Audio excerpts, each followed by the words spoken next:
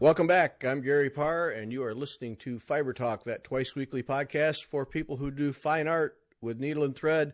And this week we are doing the finest of fine art with needle and thread. We have with us Margaret Lee to talk about Japanese and Chinese embroidery. Margaret, welcome. Thank you, Gary. Oh, so excited to do this because this is a fascinating world to me, this Chinese and Japanese embroidery. Now, just a bunch of dumb guy questions for the next hour, just because we need to learn about these things. And this is, this is just obviously for anyone who even has half a clue, ancient art with needle and thread that I think a lot of people just don't know about. So I'm gonna just ask a bunch of questions and let you educate us. And now Right. the first dumb guy question is Chinese and Japanese embroidery. Now, I've studied quite a bit here just getting ready for this, and there are distinct differences, but it's hard for me to define them. Now, is Chinese your original embroidery technique, or Japanese, or how have you approached this? I'm going to answer this with maybe an explanation about Chinese and Japanese embroidery and its origin. Okay, Now, I'll take that. Excellent. Okay. Now, Chinese embroidery has a tradition of almost 5,000 years. It started from body tattoo techniques, and that's how embroidery started. And when people started a weaving process and they started covering their bodies, and that's when, instead of tattooing the body, they started putting embroidery onto the fabric. Now, in our embroidery, as it has developed, it started off as embroidery more for practical decoration of clothing, and eventually it moved into decoration of small personal items. And then subsequently, it actually transformed over the years, and there's quite an interesting transformation with Chinese embroidery, that it transformed itself from a very practical art decorating very practical items into fine art. And from that transformation, embroidery itself branched out into three different directions. One, it was the practical embroidery. And then we have another category called banner embroidery. And then we have art embroidery. And Japanese embroidery actually came from the practical and banner embroidery side of things. And so that's where the division occurred. And Japanese embroidery actually had its roots from Chinese embroidery. Okay, Margaret, I'm gonna interrupt you right here. So let me go back all the way at the beginning. So tattooing is really the origin of this? Yes. Oh. That is what it was believed to be. Okay. So what, did they go to embroidery because they ran out of skin to tattoo? Well, I think they started settling, and from a nomadic lifestyle, they settled into a settlement, and then weaving started, and once weaving, clothing came into being, and decoration of the clothing then came about. Okay, all right. Well, that's just interesting because so basically the tattoo is the original art form for this. That's interesting. That's right. Yeah.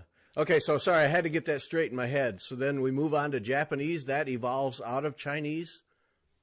Yes. And it actually came to Japan through Buddhism, through religion. Oh. But now there's distinct differences, right? There are. One is more practical, and because it is for practical and decorative purposes, the designs in themselves are more stylized in nature. And of course, once the Japanese culture took over, it actually developed into its own unique identity. But you can still see that some of the stitches and the techniques involved are based on the Chinese tradition. Okay. Now let's go back, because in my studies here to try and determine what the differences was, yes, I detected more stylized with the Japanese, and Chinese is almost the equivalent of creating portraits, of developing, doing needlework that really you can't tell if it's a picture from a camera or needle and thread or a painting or whatever. It's is that correct? Is that really where we can break them apart? No, I think if you look at Okay. comparison, if you look at the comparison between art embroidery and Japanese embroidery, yes, there is a fair distinction there. But if you look at the practical and banner embroidery category of Chinese embroidery, there's a lot of overlap. Oh, okay. Okay. And actually, except for a few techniques, you can see that most of them are quite similar, and you can actually see the roots from where it developed. The silk that we use are the same. However, there is a little bit of difference in that the silk that we use in Chinese embroidery are thrown, like we call it throwing the silk, are thrown a little bit more softer than the Japanese silk. And because of that, for our art embroidery, we can actually split our silk down to very, very much finer filaments than we can with the Japanese embroidery silk. Oh, okay. But they're both the same silk, and it's just the way that it is processed and thrown is a little bit different. Now you guys get pretty specific about where the silk comes from. What silkworms, is that correct? That's correct, and it's from a species called the Bombyx mori. Again, originated from China, but unfortunately, it is no longer exists in the wild. It's all cultivated now. Oh. It is actually a flightless moth. And that part just is amazing to me. What is it about that silk that it gets used? Is it a strength? Is it a sheen? What is it about that silk that makes it the choice? It is the sheen. Silk is actually a protein. So unlike your cotton and wool and threads that are made from cellular in nature, silk is actually a protein. And because it is a protein, it does not absorb light. It actually reflects light. Mm-hmm. And so we use that quality of its reflection to produce the movement, we call it, through the techniques that we apply to our embroidery. Okay. And that you can get it all very lifelike. Okay, now it makes sense to me. All right, so let's take Chinese. Let's take Chinese first. Now I know that Japanese, because I have a minimal exposure to it, have 10 phases as you develop the techniques. Does the Chinese embroidery have a similar approach? How is it that if you start to learn Chinese embroidery, how is it that you progress to become a master, if I can use that word? Okay, we would have, again, similar to the Japanese embroidery, we are very much technique-based. The 10 phases that we learn in Japanese embroidery is actually developed by the school that we are attached to, which is a Japanese Embroidery Center in Atlanta, with its head office back in Japan, in Chiba City. And they have chosen to divide their learning of the 46 techniques of Japanese embroidery into 10 phases. The way that I have actually developed my course is that I have done it so that it is at a foundation level. And the foundation level incorporates maybe about 20 different techniques. Each of them has got its own characteristics in which we learn to apply in various different situations. And then we move on to the intermediate level, in which we then introduce another category of stitching technique called random stitch embroidery. And then from there, we move into the advanced level. Okay. If I might just... So is that for Japanese or for Chinese? That's for Chinese. I've divided it into 3 levels. Okay. So So three levels, and within that are several techniques within each level. We have over 40 techniques as well within our art embroidery. The reason why I have chosen not to have it at face level is because Japanese embroidery, being stylized in nature for the design, a lot of the application of the techniques are very prescriptive, whereas with Chinese art embroidery, not only is there a prescriptive nature to the techniques, but there is also an interpretative side when it comes to application. Okay. Which adds another layer of complexity to the practice of the art. Okay. And all of this is very precise and demanding in terms of perfection of the technique. Is that correct? That is correct. So if I'm going to learn to do Chinese embroidery, lots of years and hours and hours and hours of practice to get very, very exact in my technique. I would say yes, you do need to put in the practice, but if you are guided by a good practitioner, you will gain a level fairly quickly. Okay. Now, help me with the three types of Chinese embroidery. Do we start at the beginning when I first start to learn these things? Does it not matter and then we branch out later, or do I tend to choose one technique and learn that? If that makes sense. Right. I think the first thing is to choose whether you want to do what you wish to learn. I would say that my preferred focus is on art embroidery. Okay.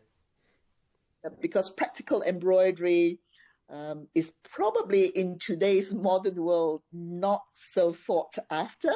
And even within the Chinese home concept, I think it's not as applicable as it used to be. And so the art embroidery is the way forward. To me, it's a lot more challenging as well. Okay, so all right, so that's where I want to go, where the challenge is at. So that's the art, okay? Because the other, the practical, that's where we get into those I want to call them patches, but where the different levels, patches that for military status. Is that where the practical comes in? That's the practical, yes. Okay. And that's pretty straightforward then. Yeah. If I might just maybe give a little bit of a history as to the development of art embroidery from the practical side. Yes. So it started, as I said, with decoration of apparels and personal items and items for home decoration. And then when Buddhism was introduced, and they started, then the embroidery of artifacts for religion came into being. And the first embroidery for appreciation, as we call it, was actually embroidery of a bodhisattva related to the Buddhist religion. So it was purely done for embroidery, and it was done with a message, and it also appealed to the senses for the first time because it was used for religious purposes as opposed to practical purposes. And then from there, it went from embroidery for appreciation, and then into the Song Dynasty. It started to gain a level that developed at the same time as art, as Chinese painting. And then it became a category that was known as embroidered paintings, taking after all the equivalent of Chinese brush painting of landscape as well as flower and birds, and basically nature, flora and fauna as well. And it became accepted then at that time as an art in itself.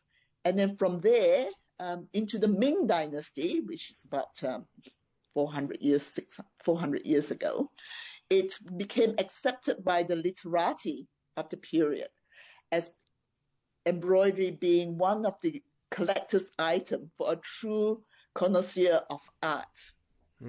And from there, it developed further and became what we call a embroidery in the reality. And that was when light and shadow of the art world was incorporated into the embroidery. And subsequent to that, there was another layer of category of techniques that was introduced, which is what we call random stitch embroidery. And it is something that was able to allow us in our techniques combined together to emulate Western art or oil painting. Okay. And from there it became true art. So this is interesting to me in that here in the States and definitely in Europe is ongoing debate about whether needle art is art or craft. And we've had that discussion with more than one person. Jessica Grimm is one in Germany about whether and trying to get classified as an artist. And then so from the Chinese-Japanese perspective, there's no question it's art. Well, from the Chinese perspective, definitely it is art, because even a few hundred years ago, back in the Ming Dynasty, it was already considered art. Okay.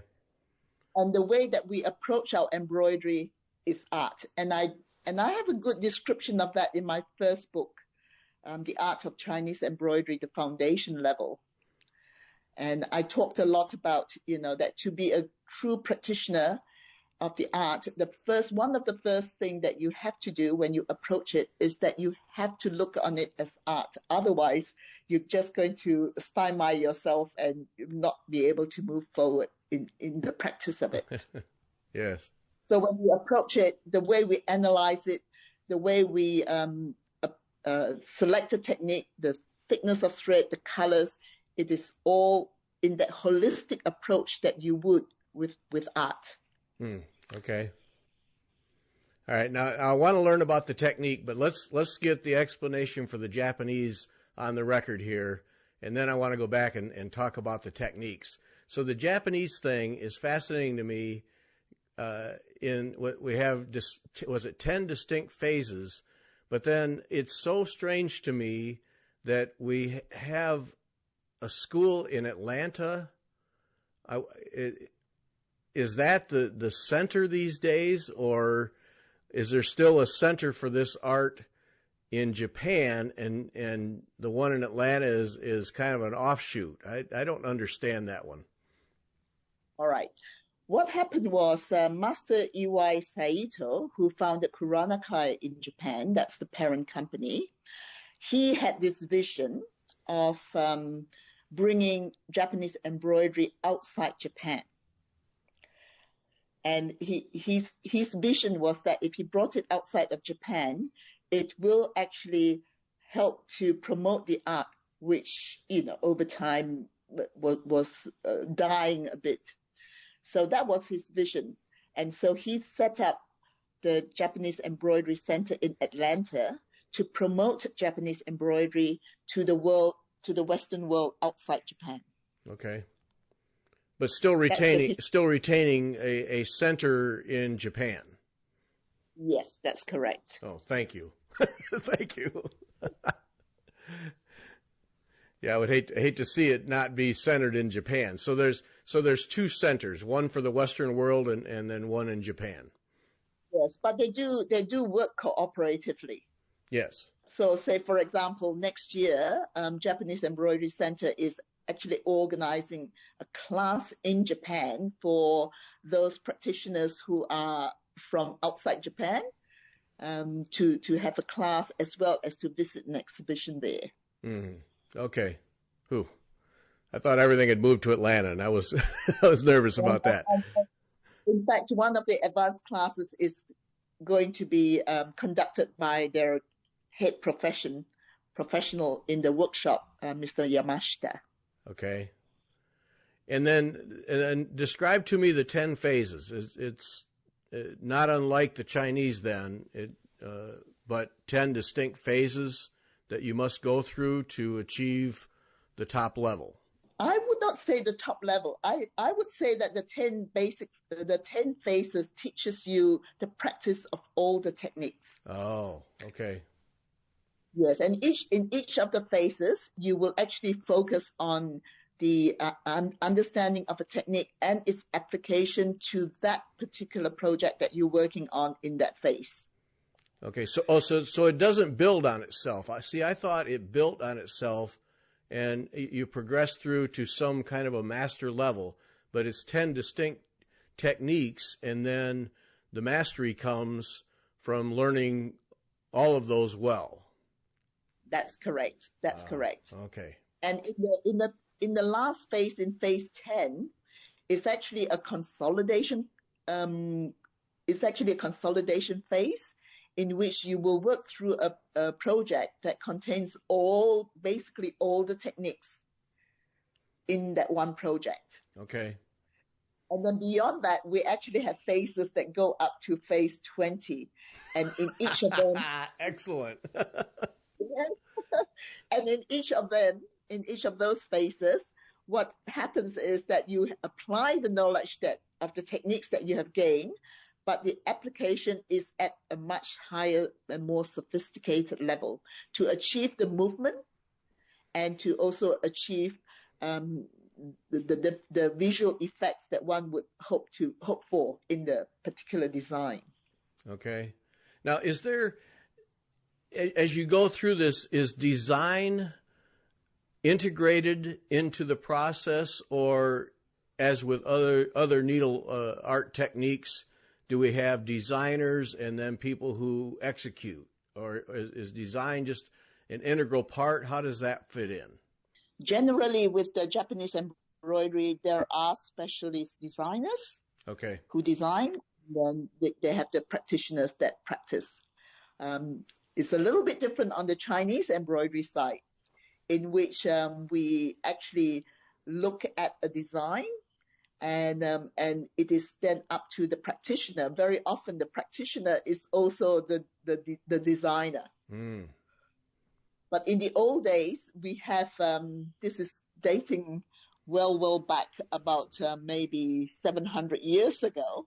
We actually have things of instructions from the books of rights, which says that the painter and the embroiderer must work together. So there are edicts like that. Oh, well my. Back, yes. And so painting and embroidery has always worked hand in hand. And as you go down through history, there are a lot of embroiderers who are also painters themselves, and so therefore they paint their own design. Boy, that's a powerful set of talents to be able to paint and embroider at that level. It is, especially during the Tang Dynasty. That was when women were taught more scholarly things like poetry, painting, and that was when embroidery went up a really big step into the artwork. Yep. And for the Japanese, there's also almost a spiritual component to the needlework. Is that correct? I mean, that fits into it, plays into it, from what I understand. That is very much correct, because when you sit down to stitch, you get into a zone. Yeah. And old Master Saito used to say that the hands are the exit of our spirit. Okay. So it's a mental state that you try to achieve while you're stitching. It is, and I think it all stems again from the Buddhist religion.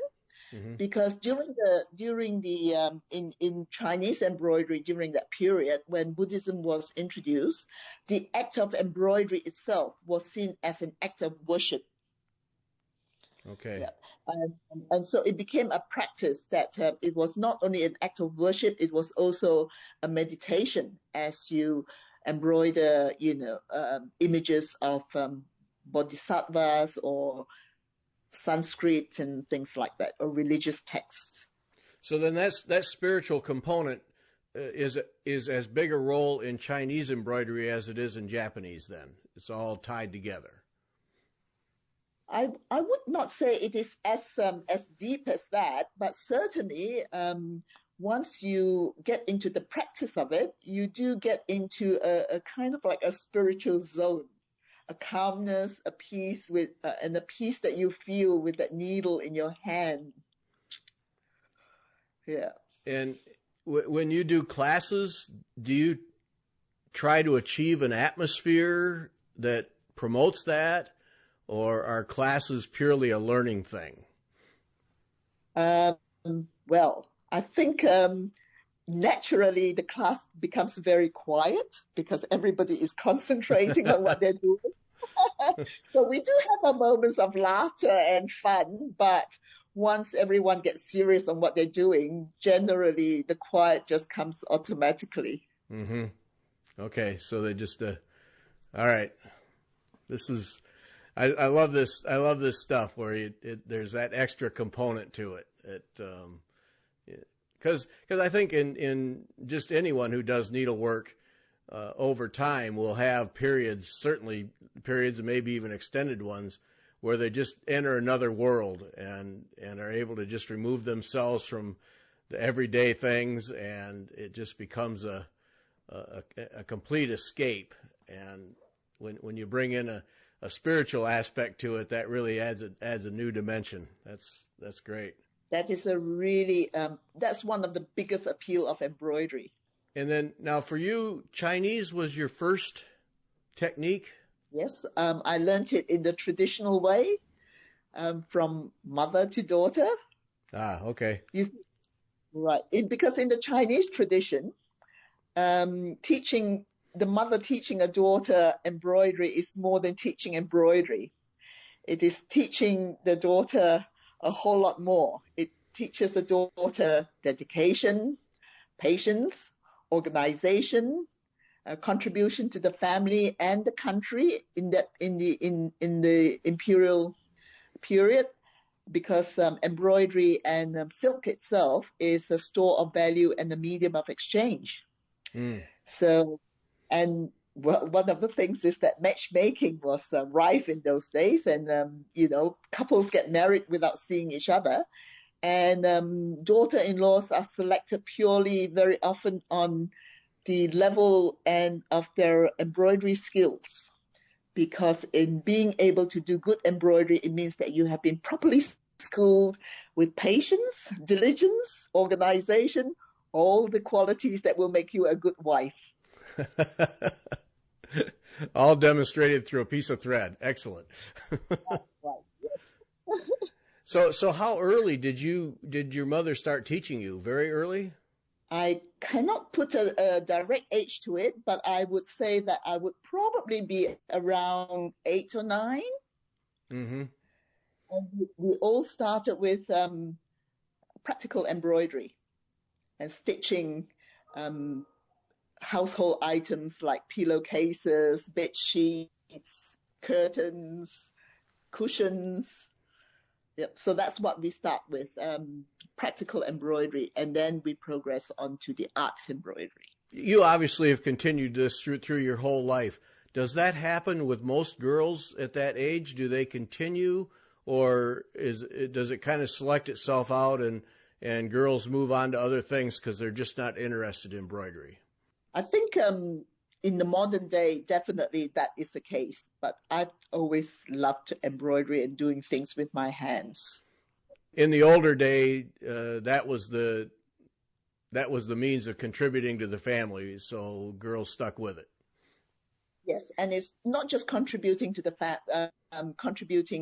family's finances, but it also helps beautify the home, clothe the family. So there's a whole lot of it involved. And one of the key things is that in the teaching of the embroidery is more than, there is also that spiritual aspect of bonding of the parents and the daughters and within the family.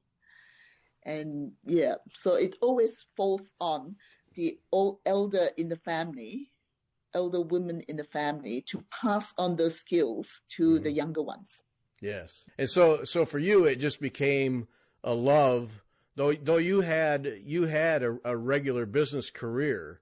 Yes, I do. Yeah, but the embroidery just continued on as a more of a hobby, or twin careers? It was actually my outlet, because the career I was in was fairly stressful at times. And so for me, the embroidery was something to take me away into that zone that we talk about. I think we all use it for that. Yes. That's right. Yes. So then you left the business world and decided to spend your entire time teaching and developing. No, I think I was an accidental teacher. Oh, okay. Very much so. Things just happened. One thing led to another, and it was never in my plan. And it's here we are, and things just fall along the way. And I was asked to write a book, and so okay, I wrote a book on Chinese embroidery. Then I wrote a beading book. I have a second book on Chinese embroidery, the intermediate level. Focusing on random stitch embroidery. That's in production at the moment and expected to be released early next year.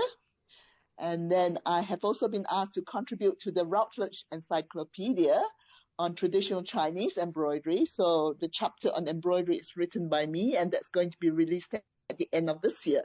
So if you want to know a little bit more about the transition of Chinese embroidery from practical embroidery and its role in and importance in Chinese culture, look it up in the Routledge Encyclopedia when it comes out. Boy, you are busy. Right? Well, it was great fun. And I think it is something that is not very well understood, because embroidery in the Chinese culture is not just embroidery. It had a role in government, in politics, in the family, in finances, in the economics of the country. And it has a very deep role within the whole societal culture of the whole dynasties, imperial dynasties, even through modern China. And until today, it is still has a very important role. Now, how is it that you come to do Japanese? Is that just something that you wanted to learn in addition? Well, Japanese embroidery caught my eye, and I thought, that's interesting. I went and found out a little bit more about it, and I saw the parallel that of Chinese art, practical embroidery that it came from, and I said, I'd like to learn a little bit more about it, and so there we are. One thing led to another. But still, your orientation and your base and your origin and love is Chinese embroidery. Well, I like Japanese embroidery as well. They're both to me. Okay. To me, they're very similar, because our practical embroidery, gave root to Japanese embroidery. So I have an instant affiliation with it. Right. And then the bead thing, you mentioned the Japanese bead embroidery. That's impressive stuff. Now, and you have a book on that. How does that come into play in your needlework career? Well, the bead embroidery was actually a companion art to traditional Japanese embroidery. And its techniques was based on the techniques of Japanese embroidery. And it was actually developed by Iwao Saito from the school in Japan. And so it's quite unique to Kuranakai and as well as the Japanese Embroidery Center. For me, it was some bling adding to my life. And that was what attracted me to it in the first place. And subsequent to learning it, I was given the chance to study under Master Matsukawa-san in Beading. And she was the person who was, together with Master Iwai Saito, developed the art. So I studied under her for a few years in Japan. And there we are. I have this deep urge always that when I learn something, I have to find out all about it. And so when Matsukawa-san retired, she has only had one book written, and that's in Japanese. So when she retired, I felt that maybe it is time to have one book out in English. Mm-hmm. And so I did that, and that is my respect to her and my way of honoring her. Yeah, I get the sense that you don't do anything halfway. You got to go all the way with these things. I picked up on that. That's right. That's right. Now I think that's the only way. That's the only way to become really good in anything. I think we need to put the focus and to understand it. And if you understand it, you are then able to apply it. Mm-hmm. Yes. And I try to instill that in all my students. And I'm very proud with some of the things that they achieve. So in my next book, that's coming out next year, you will see quite a few of my students work in it. Oh, that's great. That's fantastic. Great. I think those who see it will be very impressed because most of these ladies have studied with me for a fairly short time. Yeah. Oh, that's great that they get to, well, number one, that they're good enough to be in a book, but also just that kind of a thing, to work so hard and then have their work included in something like that. That's terrific. Yeah, I think I'm very proud of what they have achieved. So is beading, is that also a very precise stage, phase level process? It is, because we have 5 phases in beading, and to get a good result, you have to be precise. And I think with the Japanese, as you know, everything is about precision. Yeah, well, the pieces on your website, the little clutches and handbags, there's clearly a high level of precision in the way those beads are placed and held in, and that yes. In itself has got to be quite a technique. It is, and even the way you stitch it, the direction of your stitch is very important and plays a role in getting the effect that we want. So when you teach, I'm interested in the teaching too. You teach locally, but then also do classes internationally. Is most of your teaching in Australia? No, I have classes in Australia. I go to Europe once a year. I used to go twice a year. But I've now cut it down to once a year, but staying for a longer period. So that's in November every year. I'm in Europe, and I have students from over Europe and from the US as well that comes to France. That's where I'm based for our classes there. And I teach in New Zealand and Australia. Okay. That takes up my year. Yeah. And in Australia there, you're in Adelaide. I forgot to mention that. Regular weekly classes? No, I actually have classes in not weekly classes. I have class blocks of 6 days, and I have them in Brisbane, in Melbourne, in Sydney, in Perth, Adelaide, of course. And I also teach sometimes for conventions, like Inspirations conventions that is held twice a year. Well, you travel a lot. Yeah. I noticed that you're in France in November when it's blazing hot in Australia. Good move. That's correct. It's my chance to escape the heat. Well played. Excellent. So talk to me about the technique. You use with all of them on a slate frame. Talk about the tools and techniques.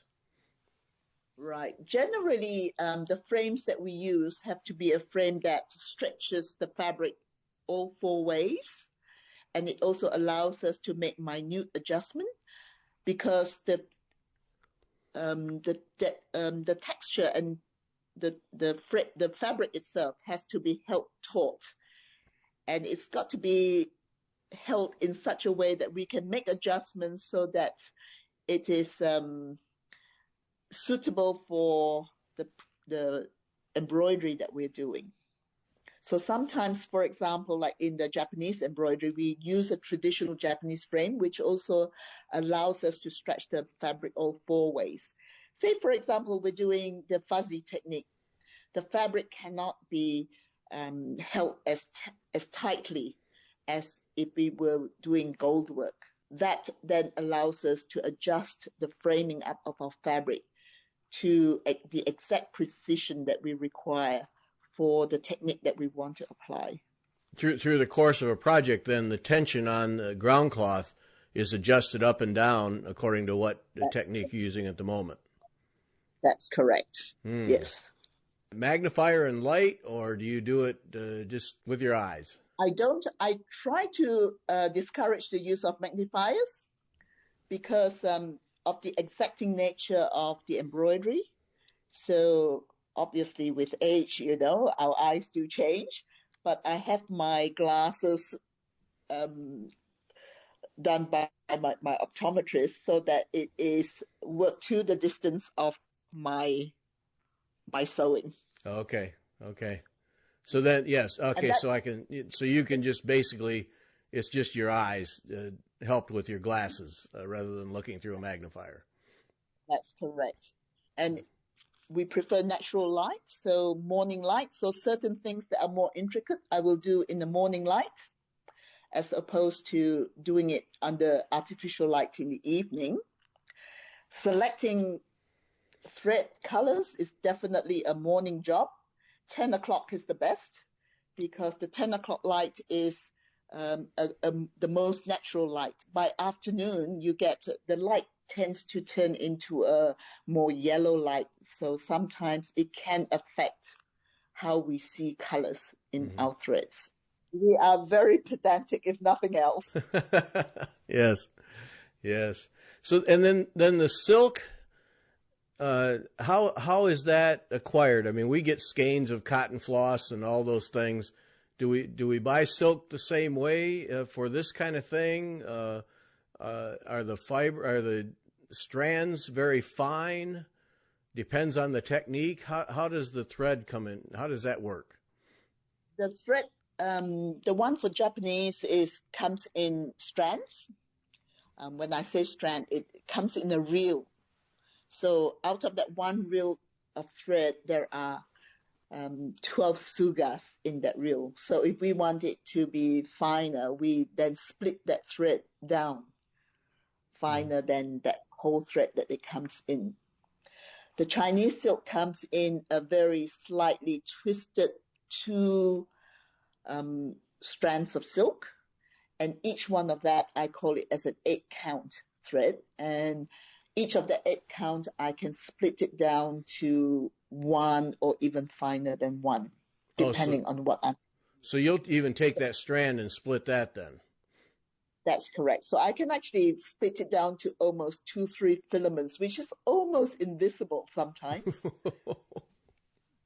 But that's how we work. Especially with the art embroidery, we do need to be able to do that. Well, yeah, and that's why I asked, because in the art embroidery, I mean, your shading and your color changing nuances are so very delicate that I figured you had to be working with some very thin thread.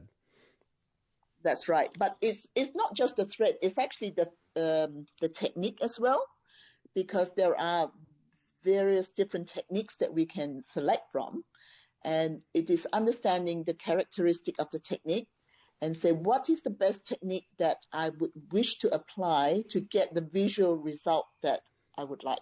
Standard needles? Do you have extra fine needles? You must have an array of needles for all of those techniques. No. With the Japanese, yes. With the Japanese, we actually use handmade needles, which is has got a flat head and a round eye and very short and very, very sharp. Traditionally, they were made by samurai sword makers. And so we have different sizes of needles. But in art embroidery, we actually only use one type of needle. It's a very fine needle and not very long, very thin, and that will allow us to go through the fabric very smoothly. Okay. Boy, there's an extreme samurai sword to embroidery needles. That's right. That's right. That's some talent for a sword maker right there. Can you make a needle and a sword in the same day? Yes. But it's a very special needle. And are those made out of steel, highly polished? Yeah. No, not galvanized, but polished. Yes. Yes, polished. Yeah, I'm sure too. Very, very smooth. Yes. Uh-huh. Yeah. Like it's like brush steel.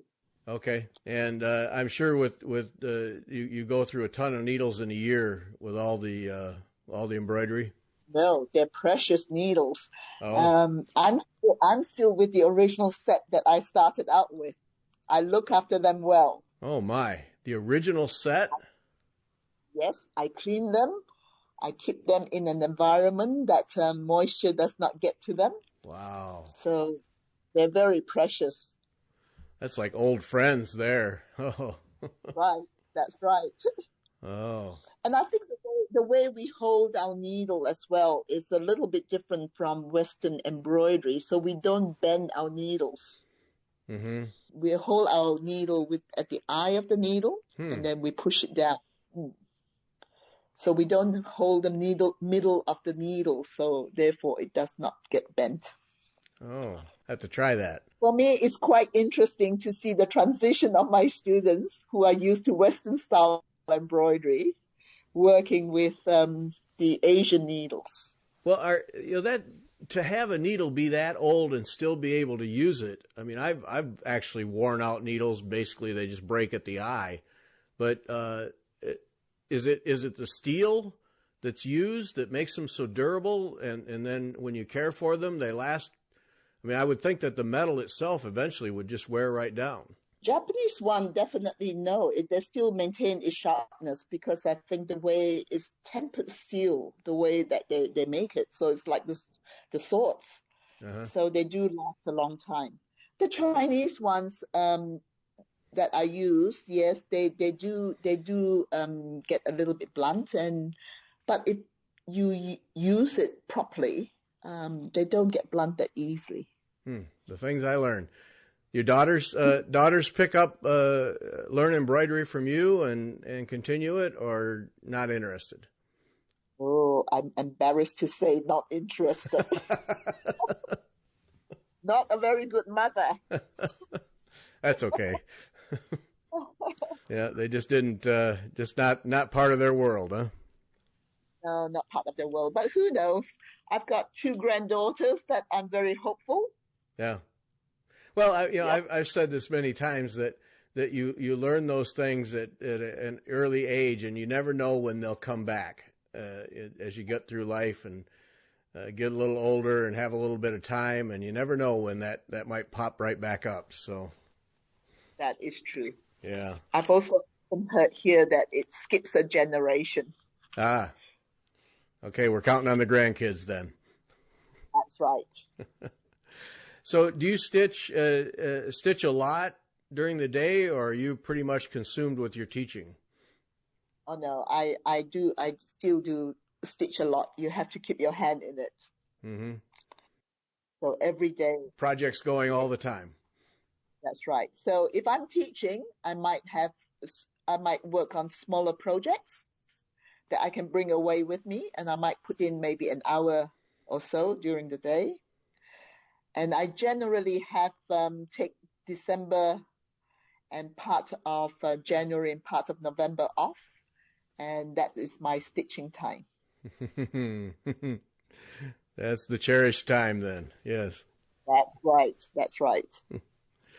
Do you find in your classes that you're getting young people, or is that a concern? That is a general concern among the embroidery world, I think. Yeah. Time seems to be very lacking in the younger generation nowadays. Yeah. It's too bad. Yep. Do you get some young people, or are they pretty scarce? I have, when I say young, younger than me, yes, I do, but not young as in teenagers. Yeah.